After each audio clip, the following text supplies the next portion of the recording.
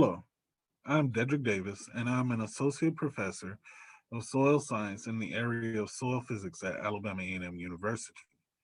Over the next few minutes, I will share with you a joint dynamic soil properties for soil health project between the University of Maryland Eastern Shore of the North Atlantic Coast Cooperative Ecosystem Studies Unit and Alabama A&M University.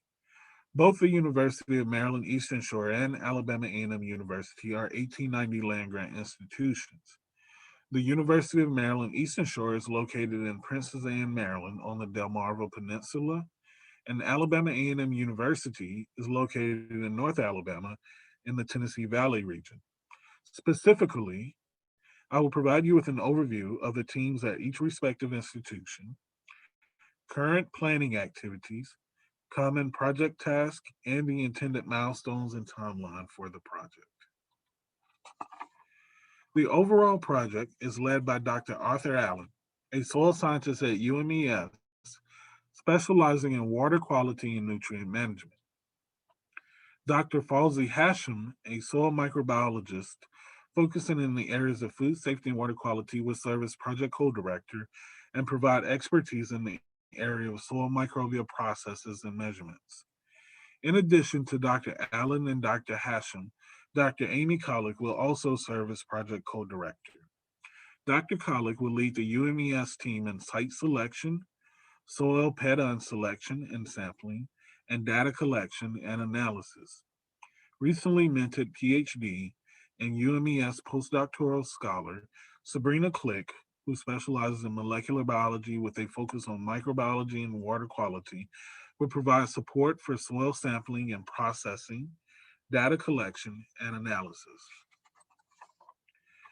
The Alabama A&M University team is led by myself in collaboration with Dr. Regina Colo. I will provide leadership as it relates to soil health assessment in the field measurements, and evaluation of soil health physical indicators. Dr. Mancolo will provide leadership as it relates to the measurement and evaluation of soil biochemical indicators. Dr. Mancolo and I will be assisted by a third year soil physics PhD student named Monica Pudota. Monica will provide support as it relates to soil sampling, processes, and data analysis for soil biochemical indicators. This project will help to enhance the soil health skill set of Monica. For the UMES component of the project, the goal is to assess the usefulness and repeatability of soil health metrics on the Delmarva Peninsula. Efforts have been focused on the redesign of an existing lab into a dedicated soil health lab to help accommodate the dynamic soil properties for soil health project objectives. In addition, efforts have also been focused on acquiring the needed specific tools and equipment for the project. These tools include soil coring devices and enzyme assay equipment. The redesign of this existing lab into a dedicated soil health lab will also serve as a research and teaching lab for future student engagement activities related to soil health. As part of this, time and energy has also been put into creating laboratory standard operating procedures to support this project and future soil health projects. As it relates to soil sampling and site selection methods, efforts have also been focused on the selection of specific soils under specific land uses. Information regarding the distribution of soils under crops, hay, and pasture on the Delmarva Peninsula has been obtained from the Sergo database and can be seen on the right side of the slide. The next steps are to coordinate with local NRCS soil scientists and identify locations that have the desired soils and land uses. From here, the UMES team will coordinate with local NRCS personnel and farmers to coordinate dates for sample collection from the selected paddons within the selected field sites. For the AAMU component of the project, the goal is to assess the accuracy, repeatability, and usefulness of standard soil health metrics across the Decatur soil series for dominant land management systems and uses in North Alabama. On this figure on the right-hand side of the slide, the Tennessee Valley region that contains the Decatur soil series is outlined in red. Decatur soil series is a benchmark soil for Alabama and is extensive in North Alabama, particularly for the Tennessee Valley region. The Tennessee Valley region is also Alabama's most concentrated row crop producing area. In the Tennessee Valley region, you have row crops that are irrigated and non-irrigated row crops. And these row crops often implement either conventional or some aspect of soil health management practices. So far, we here at AAMU, with the help of NRCS personnel, have identified 3 field sites that are under conventional management practices.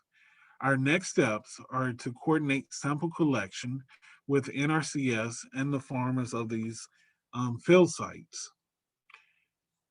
From there, we would collect samples from the selected pettons within the selected field site. And you can see here, these sites are outlined in red in each one of these figures here. So we will sample this site here, this site here, which is located in Lawrence County, Alabama, and this site here, which is located in Madison County. This site is also located in Madison County. As it relates to common project tasks, task 1, which is to design the study to evaluate an important soil and management system. Our current efforts are focused on selecting the field sites to accommodate this task or to satisfy this task. Our next task, which is task 2, is to collect field data, site information, perform soil health assessments, obtain pettine descriptions, and perform infiltration measurements. Task 3, we will process the samples and ship them to the Kellogg Soil Survey Laboratory. Task 4, we will analyze all samples for physical, chemical, and biological parameters using the specified laboratory methods. As we perform these different methods and these different analyses, we will synthesize the results and prepare reports. Once these reports and the results have been synthesized, we'll then present these results at professional conferences, and these presentations will be made by faculty members and students associated with the project. Task 7, we would like to publish the results in NRCS publications and supportive refereed and non-refereed journals. Here we have a milestone and timeline for our project. We would like to finalize the project design with NRCS by March 30th, 2021 at each location, UMES and Alabama A&M University. By May 30th, we would like to complete the field assessment and sample collection. Also by May 30th, we would like to ship the samples for PLFA analysis. August 30th, we would like to complete the sample processing and then ship the samples to the Kellogg Soil Survey Laboratory. And then April 30th of 2022, we would like to complete sample analysis. And by July 30th, we would like to share that data with NRCS personnel. And then September 30th of 2022, we would like to report the results associated with this project. Thank you for your time and for listening to this presentation. I look forward to your questions. Thank you.